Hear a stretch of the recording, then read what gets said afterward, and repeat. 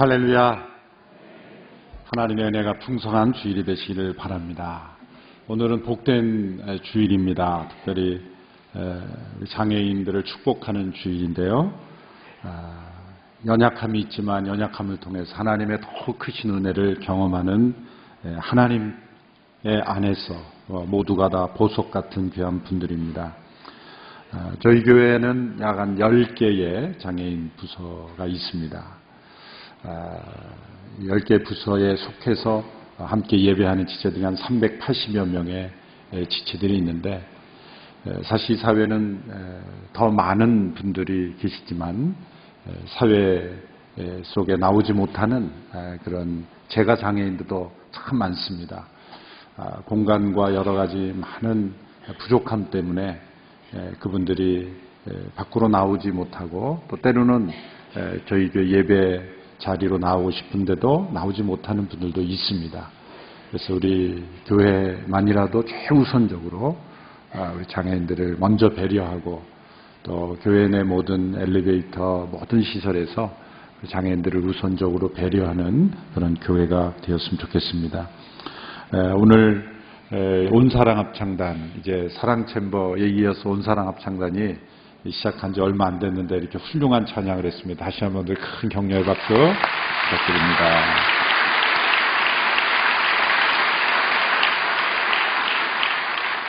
또 우리 오늘 이 천만 광장에서는 우리 발달장애 청년들의 여러 작품들이 전시되고 있고, 또 우리 커피를 판매합니다. 우리 발달장애 청년들이 만든 그 커피도 판매하고 있고요.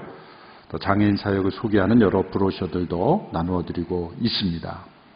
또 커피숍에서는 우리 미술작품, 우리 장애우들이 만든 그런 미술작품도 전시되고 있고요.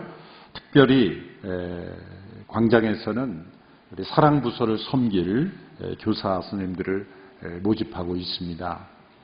교회 전체적으로 한 100여 명의 교사들이 필요한데요. 지금 380명의 교사까지 하면 700여 명이지만 더 많은 손길들이 필요하기 때문입니다. 그래서 많은 분들이 함께 참여해 주시기를 바라고, 또 기도해 주시기를 바랍니다. 또 아울러서 우리 굿윌 스토어라는 장애인 직업 재활 사업장을 우리가 함께 통해서, 또 이 사업장에 저희 교회 또 청년들도 함께 직장으로서 참여하고 있습니다만은, 여러분들의 생활용품을 기증해 주시면 이것들을 잘 손질하고 판매해서 또 장애인들의 생활을 유지하는데 귀하게 쓰임 받게 될 줄로 믿습니다. 함께 축복해 주시고 참여해 주시기를 바랍니다. 우리 영상으로 보신 것처럼 부모님들에게 복음을 전하고 또 구원에 이르게 하는 행복드림 콘서트가 5월 23일 월요일 오후 6시에 있습니다. 여러분 주보 간지에 보시면 단지 집회 한 번만 하는 것이 아니라 자녀들의 중보기도 모임, 가족들의 모임, 또 집회, 또 부모님과 함께하는 기차여행까지 우리가 여러 번 이 집회의 프로그램을 했는데, 수백여 명의 우리 부모님들이 이 집회를 통해서 전국 곳곳에, 심지어 해외에 계시는 부모님도 이 기간 동안에 들어오셔서 예수님 믿고 구원 받으시고, 또 해외에 나가시고 현지 교회 출석하시는 그런 좋은 간증들이 참 많습니다.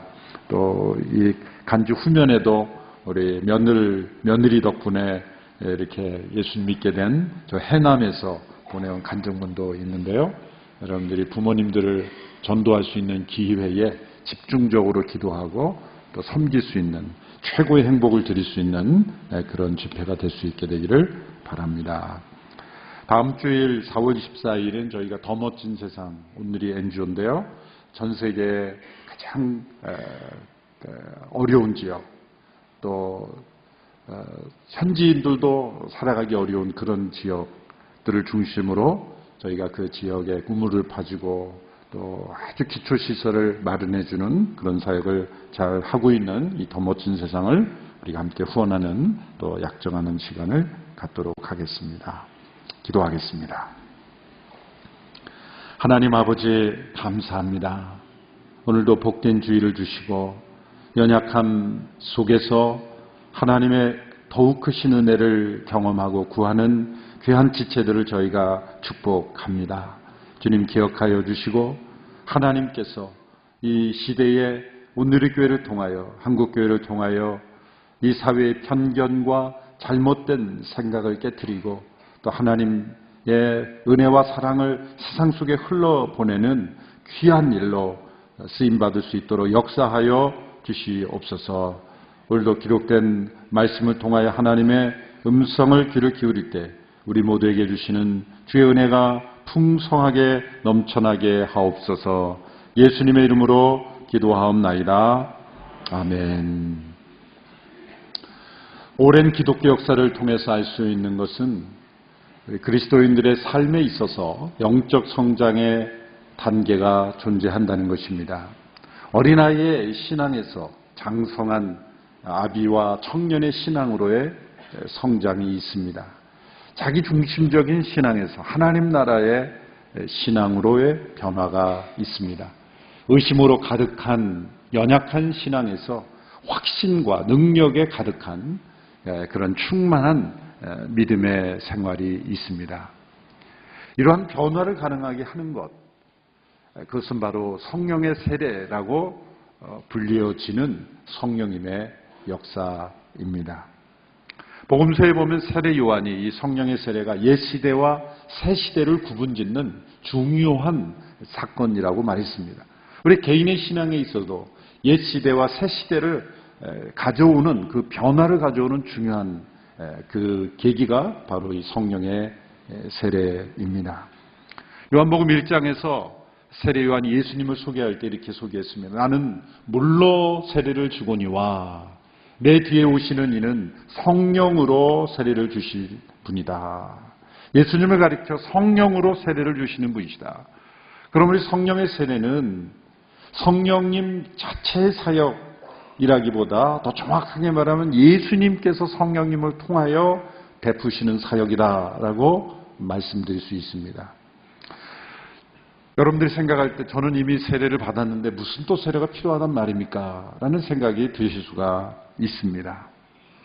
그러나 솔직한 우리 자신의 고백을 통해서 예수님을 믿고 또 세례를 받았지만, 물 세례를 받았지만, 그런 고백이 있지만, 그러나 확신과 능력과 또 심지어 예수님의 증인이 되는 그런 충만한 영적 생활을 하고 있지 못하다면 그것은 혹 이 성령의 세례를 경험하지 못하고 성령 안에 거하는 삶을 살지 못하기 때문이라는 것을 우리는 기억해야 할 것입니다.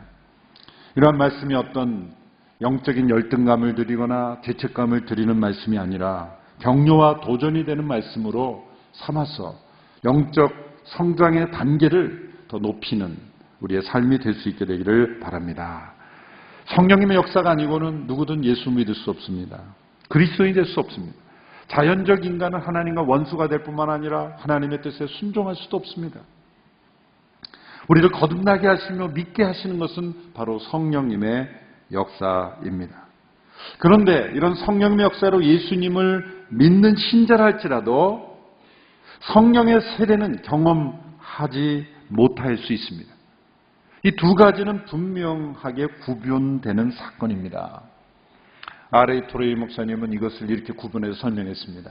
잠재적인 사건과 체험적인 사건이다. 그래서 잠재적인 사건이라는 건 이런 뜻입니다. 예수님을 믿을 때 우리가 느끼지 못하는 상태에 이미 우리는 그리스도의 몸 안에 있는 사람이 되는 거예요. 내가 그리스도 안에 있는 한 몸이 되어 있다는 사실을 사실 예수님을 믿을 때 잘 경험하지 못합니다. 느끼지 못합니다.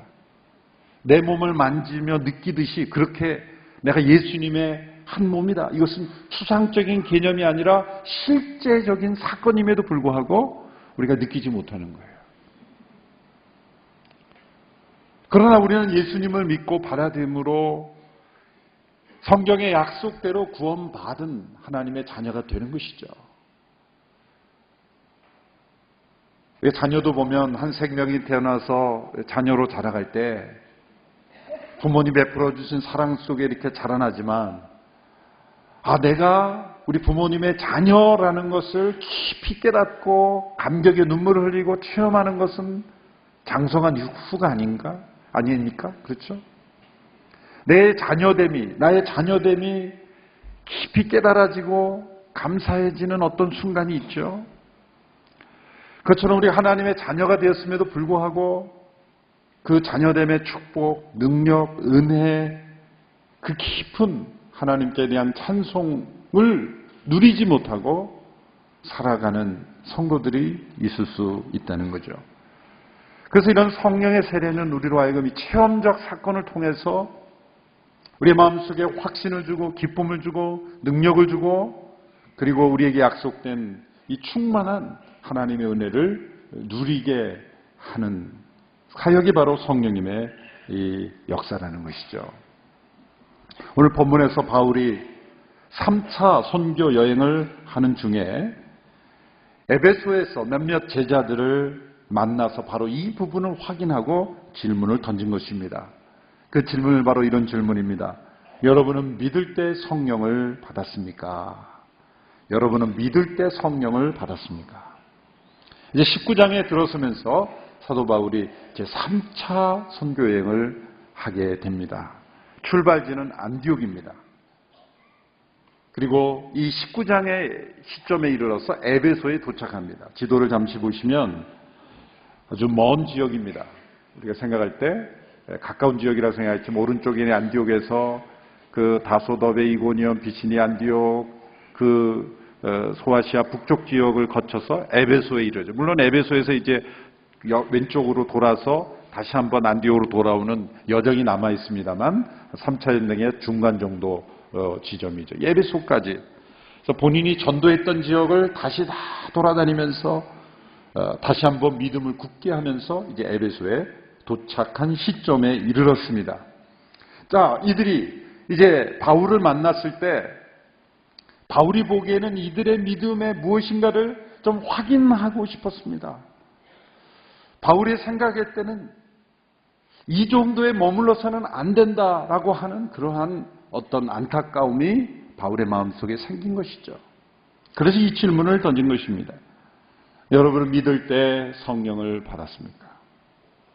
믿을 때라고 하였으므로 이 질문을 받은 사람들은 이미 믿음이 있는 사람이었다는 것을 의미합니다. 믿을 때라는 것은 예수님을 믿은 바로 그때 혹은 예수님을 믿고 난 후에 모두가 가능한 해석이죠. 성령님의 역사가 아니고는 믿지 못한다고 했는데 왜 이런 질문을 하는 것입니까? 믿었다면 그 성령의 역사로 성령을 받은 것인데 왜 이 성령을 받았느냐고 질문한 것이냐. 그래서 많은 신학자들과 목회자들은 많다라고 하는 것은 이런 성령의 역사를 믿을 때 이미 받은 것이라고 생각하고 인정하지 않는 분들이 있기 때문이라는 것이죠. 이들은 이미 믿고 있었던 사람으로 이미 믿고 있었던 사람이 아니라는 것이죠. 그래서 후에 받는 이 19장에서 이제 바울의 사역을 통해서 그들이 성령을 받게 되는 이 체험을 그때야 비로소 예수님을 믿게 된 사람들이다 라고 그렇게 부인하고 싶어 하는 거예요. 그런데 이런 관점이 매우 어색한 이유들이 있습니다. 먼저 이들을 어떻게 표시했냐면 제자들이다 이렇게 표현했어요. 누가복음과 사도행전에 보면은 이 제자들이라고 표현할 때는 다 예수님의 제자들을 의미하지 어떤 사람의 제자들이라고 표현하지 않습니다. 만일 세례 요한의 제자들 혹은 바울의 제자들이었으면 이름을 항상 붙이는 게 습관입니다. 제자들이라고 할 때는 일반적으로 예수님을 따르는 예수님의 제자들이라는 표현, 제자들은 예수님을 믿는 무리를 가리키는 그런 표현이었습니다. 또 믿는다라는, 너희가 믿을 때 믿는다라는 이런 단어를 예수님께 사용하지 어떤 사람을 믿을 때 너희가 바울을 믿을 때 성령을 받았느냐 혹은 너희가 세례 요한을 믿을 때 성령을, 이런 질문 자체가 합당하지 않은 것이죠. 이들은 이미 예수님을 믿고 있었던 사람들. 그러나 그들의 믿음이 온전하지 못하고 믿으나 정말 그 믿음의 능력과 은혜를 온전히 체험하지 못하는 사람들입니다. 이들은 사도행전 18장 후반부에 나오면 이 에베소에 이 알렉산드리아 출신인 아주 훌륭한 성경교사인 아볼로라는 사람이 나타납니다. 이 아볼로는 구약 성경에 능통한 사람이었지만 이 아볼로조차도 그 예수님과 성령님에 대해서 온전한 지식을 가지고 있지 못했던 사람이에요. 그래서 바울의 동역자였던 이 아굴라와 브리스길라를 통해서 하나님의 도를 온전히 깨닫게 되죠. 바로 이 아볼로의 도움을 통해서 믿고 있었던 사람들이다라고 볼 수가 있는 사람들입니다. 바울이 이들에게 질문했습니다. 여러분들이 믿을 때 성령을 받았습니까? 이 받았습니까? 라는 이 질문 속에는 무엇이 포함되어 있습니까? 내가 받았다라고 고백할 수 있는 그런 체험이 있느냐라고 질문하는 거죠. 믿는다는 것은 분명 성령님의 역사로 말미암는 것인데 내가 믿었지만 그 이면에는 성령님의 역사가 있지만 잠재적인 어떤 내가 그리스도의 몸 안에 하나가 되는 일이 일어났지만 그것을 제가 느끼고 확인하고 확신하고 누리는 그런 체험으로 연결되었느냐라고 질문하고 있는 것입니다. 이것은 믿을 때 일어나는 성령님의 역사와 성령의 세례의 사건을 별도로 구분하여 생각하고 있었다는 것을 우리에게 가르쳐 주는 것입니다. 여러분, 믿음으로 거듭날 때 중생이라고 하기도 하고 거듭남은 우리가 자각할 수 없는 상태에서 일어나는 것입니다. 무의식적으로 체험적인 것이 아닙니다. 예수님께서 니고데모에게 이렇게 말씀하셨죠. 바람이 위로 불매 어디로 와서 어디로 가는지 알지 못하거늘 거듭남이 바로 이와 같다. 그러므로 우리가 언제 영혼이 거듭났는지는 우리가 알 수 없어요. 성령님께서 우리의 영혼 속에 행하신 그 기적의 사건은 아무도 내가 언제 어느 시점에 거듭났다라고 말할 수가 없는 거예요. 구원파의 가장 치명적인 그 오류가 여기에 있죠. 당신 언제 거듭났습니까? 그러면은 거듭난 일시와 시간을 말하지 못하면 거듭나지 못한 것입니까? 거듭남이라는 사건은 성령이 우리 안에서 행하신 그 신비로운 사건은 우리가 알지 못해요.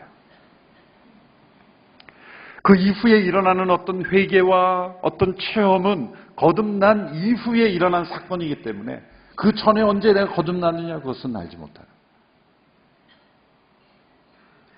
그러나 이 성령의 세례를 통해서 우리는 분명하게 성령님이 내 안에 임재하시고 나를 다스리고 계심을 체험하는 그런 사건으로 우리가 확인될 수 있다는 것이죠. 그래서 바울이 그들에게 여러분이 믿을 때 성령을 받았습니까? 라고 질문한 것입니다. 우리가 지나온 사도행전 8장에도 보면 동일한 사건이 있었습니다. 빌립 집사가 사마리아 사람들에게 전도할 때 그들에게 말씀을 전하여 예수님을 전하여 세례를 받았습니다. 세례도 받았습니다. 그런데 그들에게 아직 성령이 내리시지 않았다라는 표현이 나옵니다. 8장 15절에서 16절의 말씀을 보십시오. 같이 한번 읽어볼까요? 시작. 요한은 그곳에 도착해서 사마리아 사람들이 성령 받기를 기도했습니다. 이는 그들에게 아직 성령이 내리시지 않았고 그들은 주 예수의 이름으로 세례를 받았을 뿐이었기 때문입니다. 이게 보시면 사마리아 사람들이 예수님의 이름으로 세례를 받았지만 그러면 구원을 받는 사람이죠. 하나님의 자녀가 되었죠. 그는 그리스도의 몸 안에 함께 연합된 자가 되었죠.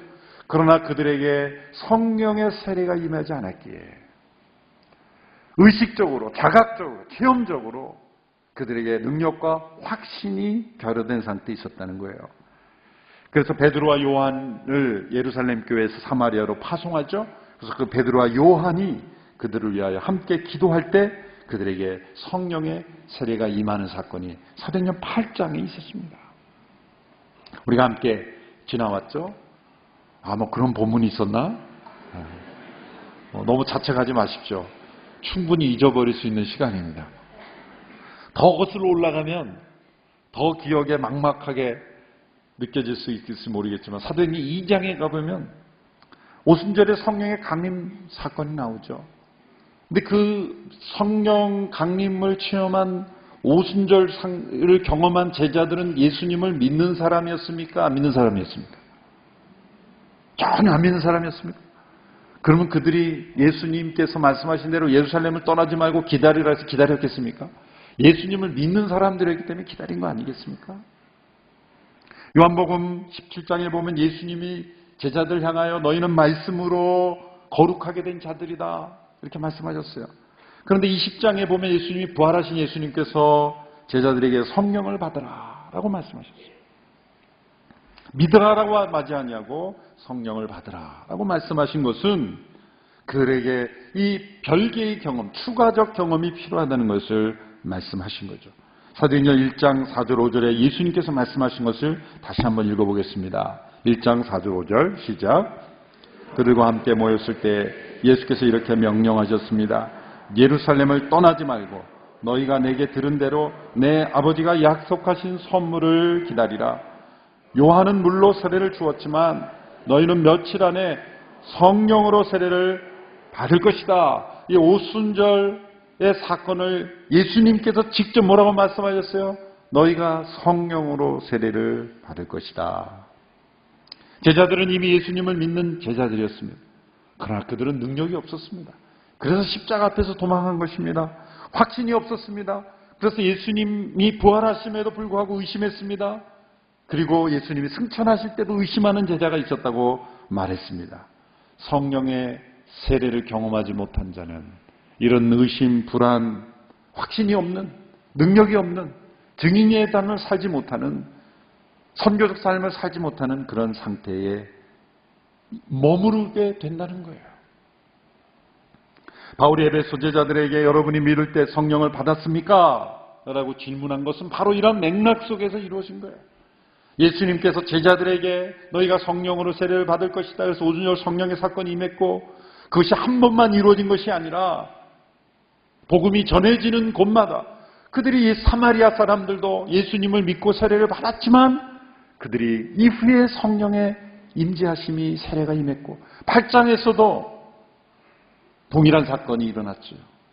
10장에서도 어떤 사건이 일어납니까? 베드로가 고넬료 가족들에게 말씀을 전할 때 그들이 믿을 때 성령의 임재하심이 나타났습니다.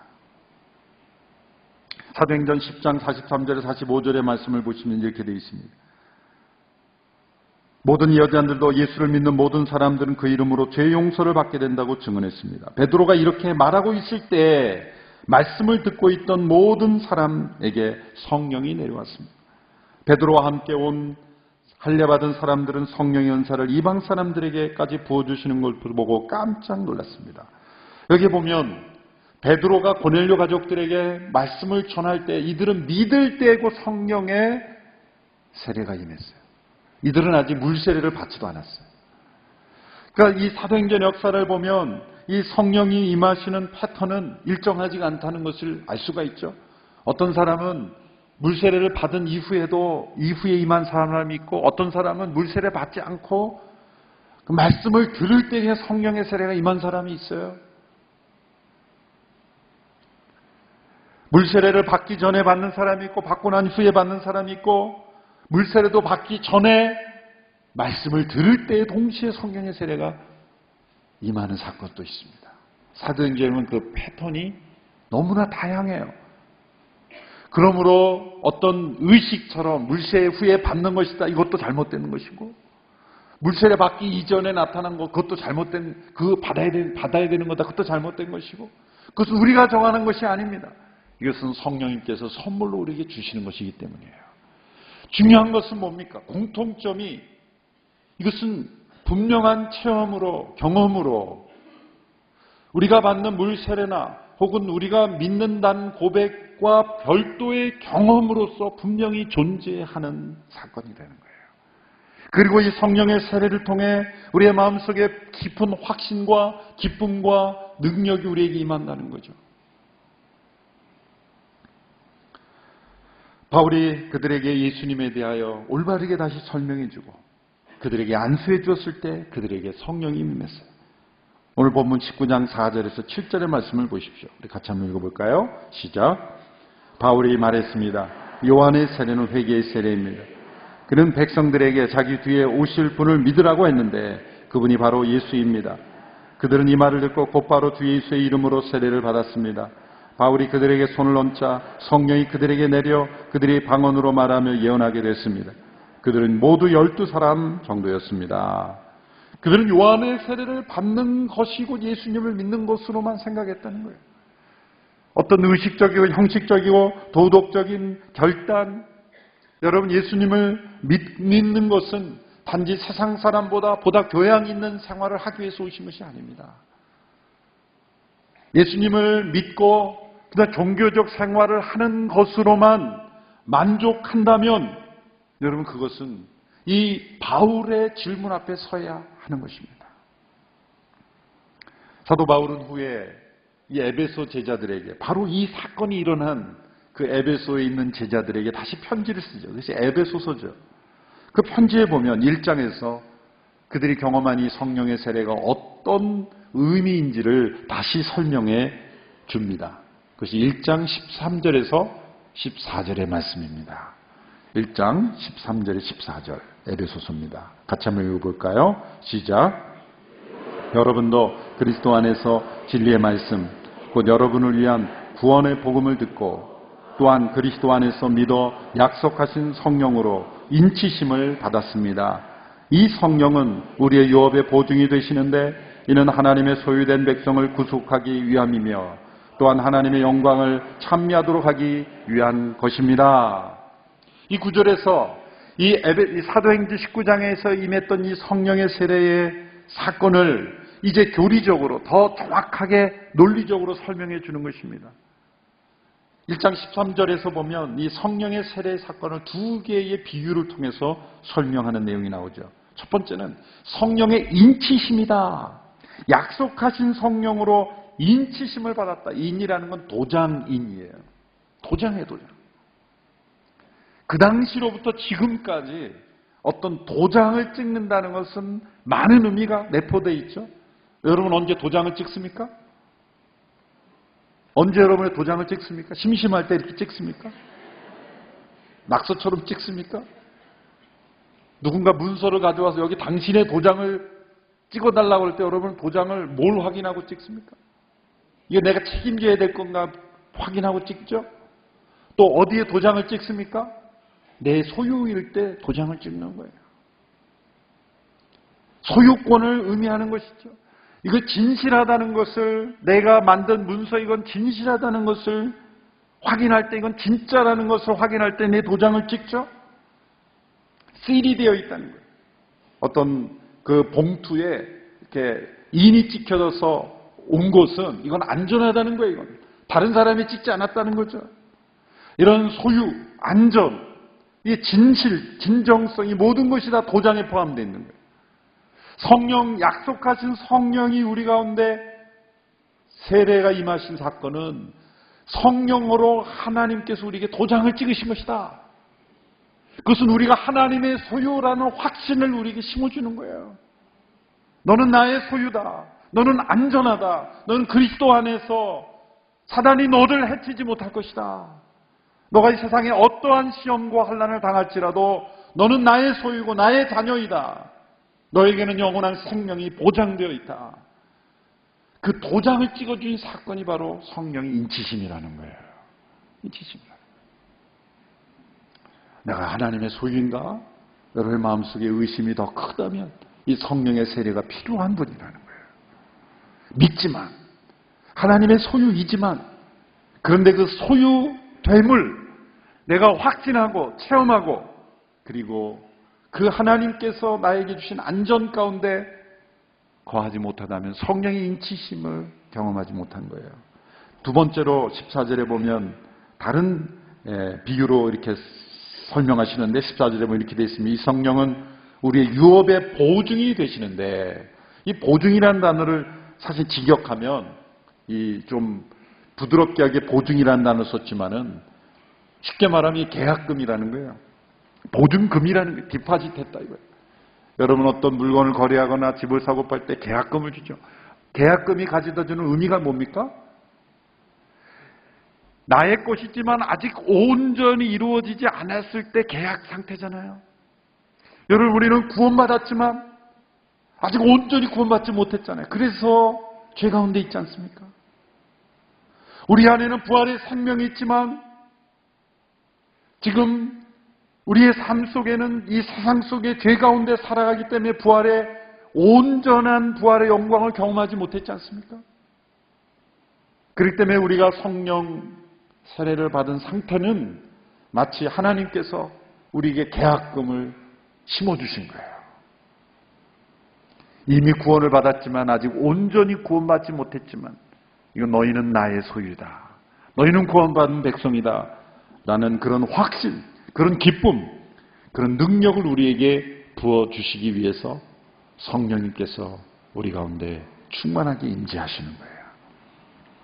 여러분, 사도행전에 나타난 이러한 성령의 세례, 그래서 우리 모두가 사모하고 체험해야 합니다. 사도행전에 나타난 모든 성도들이 다 체험했다고 볼 수는 없어요. 그러나 대부분의 성도들이 다 성령의 세례를 경험함으로 그리스도의 증인된 삶을 살한 거예요.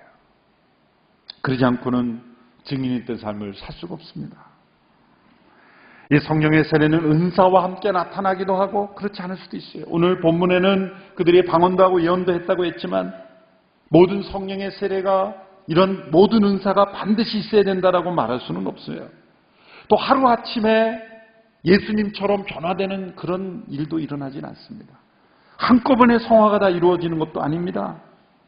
중요한 것은 24절 말씀에 나타난 것처럼 하나님의 영광을 찬미하는 삶으로 나아가는 거예요. 찬송 생활이 시작이 되는 거예요.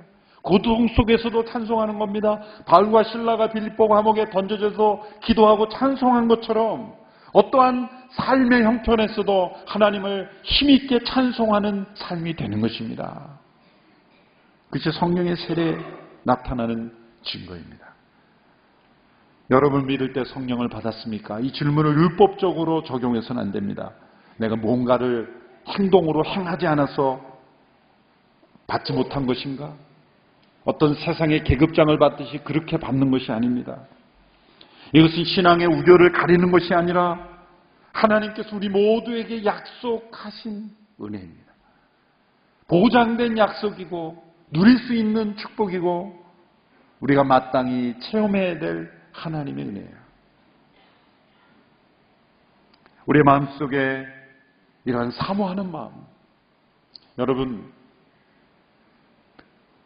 사회의 물질적이고 환경적인 것에는 부족한 것을 만족하는 것은 영적인 유익이 되고 덕이 되는 거예요. 그렇죠? 그렇습니다. 그런데 이 영적인 축복과 은혜가 부족한데도 만족하는 것은 죄가 될 수 있어요. 우리는 그걸 거꾸로 하죠.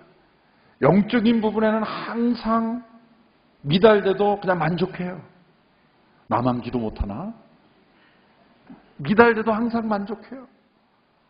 그런데 환경과 세상의 어떤 외부적인 것에 대해서는 부족한 것을 견디지 못한다면 이거 바뀌어진 거예요. 여러분, 우리의 환경과 이 세상의 삶에 대해서는 무엇인가 부족하고 연약해도 다 만족할 수 있게 되기를 바랍니다. 그러나 영적인 체험, 하나님과 가까워지는 것, 이런 성령의 세례를 통해 더 깊은 은혜와 축복을 경험하는 것에 대해서는 만족함으로 끝나지 않게 되기를 바랍니다.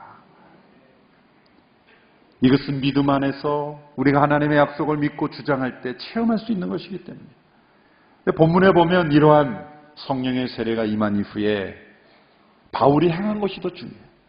바울이 에베소에 머물면서 제자들에게 2년 이상 말씀을 가르쳤다고 말하고 있습니다.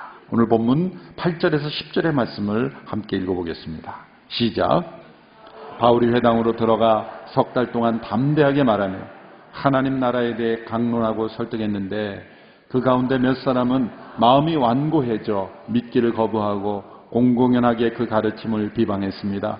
그래서 바울이 그들을 떠나 제자들을 따로 데려다 두란노 서원에서 날마다 가르쳤습니다. 이 일이 2년 동안 계속돼 아시아 지방에 사는 모든 유대 사람들과 그리스 사람들이 주의 말씀을 듣게 되었습니다. 회당에서 3개월 동안 가르치는데 거부하고 비방하는 사람들이 일어나자 바울이 두란노 서원이라는 곳에 따로 제자들을 불러서 2년 동안 날마다 가르쳤다고 말하고 있습니다. 이 에베소에 있는 이 두란노 서원이라는 흔적이 지금도 남아있죠. 두란노 서원은 이 두란노라는 사람의 소유의 건물이거나 혹은 두란노라는 사람의 이름을 가진 사람이 가르쳤던, 운영하던 어떤 철학 서원, 강의도 하고 토론도 하는 그런 기관이었습니다. 그곳을 빌려서 사용했는데 다른 이 역사 자료에 의하면 이 바울과 그 제자들이 두란노 서원에 모인 시간이 오전 11시에서 오후 3, 4시까지 4시까지 그 시간 동안을 빌렸다는 거예요. 왜 그 시간이냐면 그 시간이 빈 시간이었기 때문이에요. 그 시간이 빈 시간. 그런데 왜 그 시간이 왜 비었느냐? 그 에베소에 사는 사람들은 그 시간에는 너무 덥고 뜨거워서 다 낮잠자로 들어간 시간이었기 때문에. 그래서 그 당시 사람들은 새벽 1시에 깊이 자는 것보다 오후 1시에 더 깊이 잠을 자랐다. 그런 기록들이 있어요. 그만큼 이 햇빛이 강하고 뜨거웠던 그런 중동 지역이기 때문에 다 들어가서 잠을 자는 그런 어떤 그 시기에 그 장소에서 이 사람들은 잠을 자지 않고 나와서 공부한 거예요. 빌릴 수 있는 시간이 그 시간밖에 없기 때문에. 여러분, 이것이 바로 성령의 역사, 성령 세례를 받은 사람들의 증거예요. 여러분이 성령의 역사와 이 말씀의 역사는 항상 두 수레바퀴처럼 같이 굴러가는 거예요.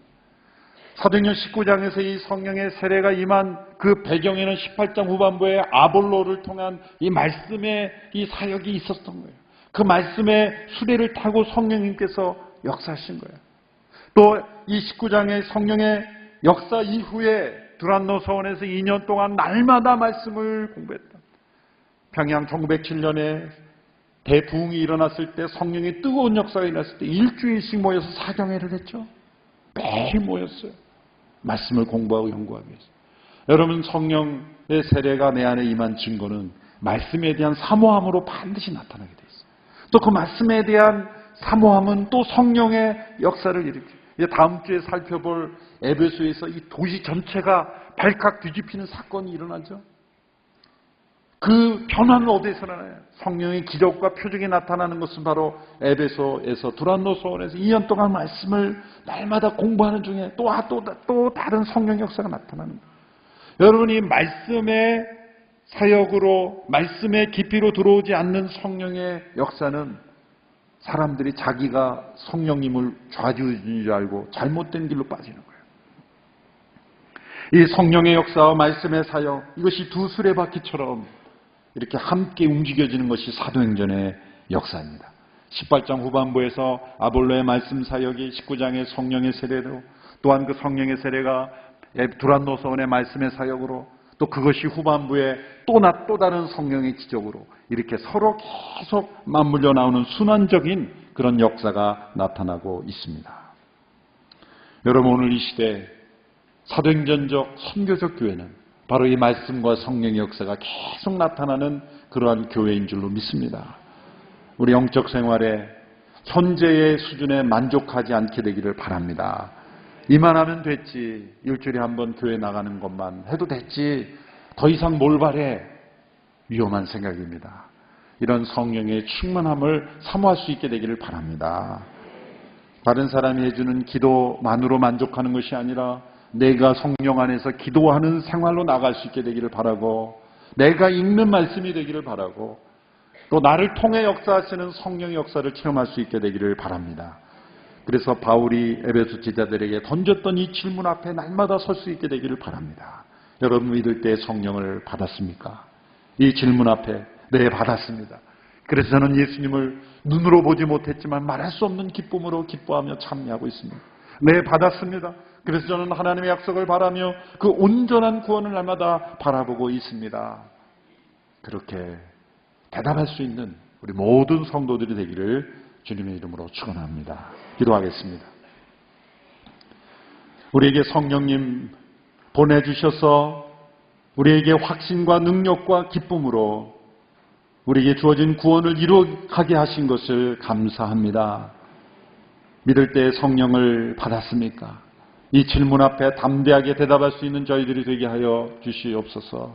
사모하고 구하고 찾는 자에게 좋은 곳을 주시지 않겠느냐고 하신 주의 말씀처럼 구하고 찾고 기다림으로 성령으로 세례받아 우리 모두가 능력과 확신 있는 믿음의 생활할 수 있도록 역사하여 주시옵소서. 예수님의 이름으로 기도하옵나이다. 아멘. 다 같이 자리에 일어나셔서 함께 봉헌 찬양 드리겠습니다.